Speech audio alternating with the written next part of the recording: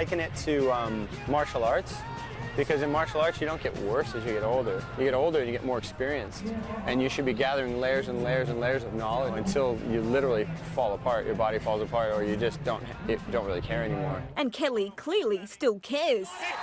World champion!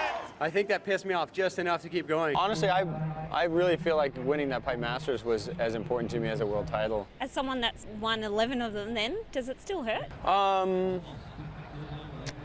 Yeah, it didn't feel good, you know. I had one with Andy Irons back in 2003 that really hurt because it was a really meaningful year for me. My father had passed away the year before, and I was really dedicating all my feelings and passion in his honor. Not only does Slater continue to push the boundaries in the water, he's known on tour as the master of mind games. It must help having that intimidation factor. Is that something that you concentrate on?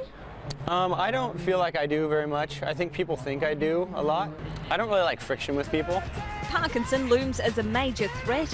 If his form on the Gold Coast is any guide, the challenge now to back up that second place finish here in the West.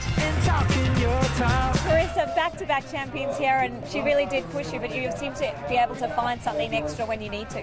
No, thank you so much.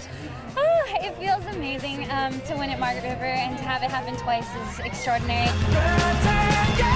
Back on top of the world and leading the pack. But getting a good start is important. It's very important. The couple of years that I actually won the first event of the year, I went on to win the world title that year. So that's a good stat to know and to have in my back pocket. Were you feeling as hungry last year? I think after sort of coming back and winning in 2012, I was on such a high from that I kind of felt like I needed a year just to let that sink in. And yeah, I think I was in fairyland last year, but a year just went like that. Yes, the Hawaiians really spoiled the party here, with Carissa Moore and Dusty Payne both beating their Aussie rivals when it came to the crunch. Moore's victory has blown open the women's world title race, but despite today's result, it is Wright who hangs on to the #1 spot after her win at Snapper Rocks. She is only a rookie on tour, and it was a pretty brave effort from her today after she was injured in her semi-final against Sally Fitzgibbons. Carissa Moore had to overcome Steph Gilmore on her way to the final. The 5-time world champ now in very unfamiliar territory, back in the chasing pack. I mean, to get 2/3 and at the start of the year, I've never had that before, so I'm looking forward to working on that and building on that. And it is a short year though.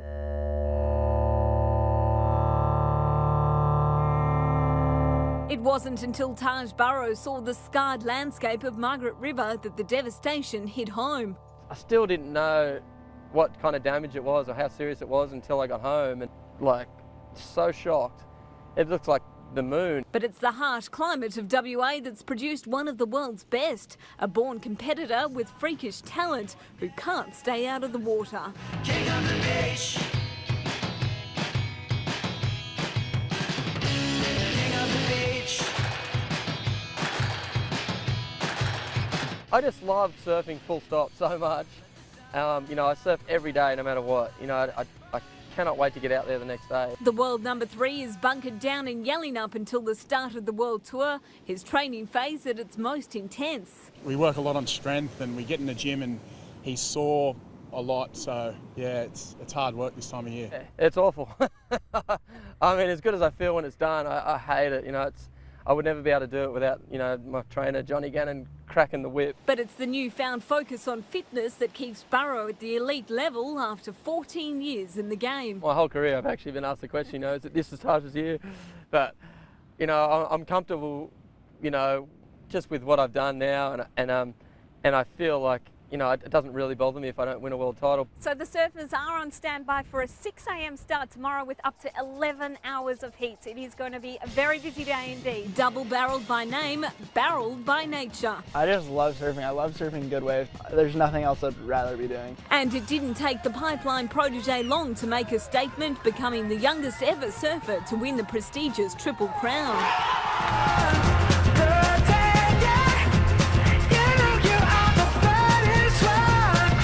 I think, yeah, the title contender thing I think is kind of funny. Like, you know, no one would have ever said that about me before, so it's kind of funny that they say that about me now. Kerr's amazing aerial antics were before his time, and after bursting onto the scene, the carefree kid from Queensland found the world tour stifling.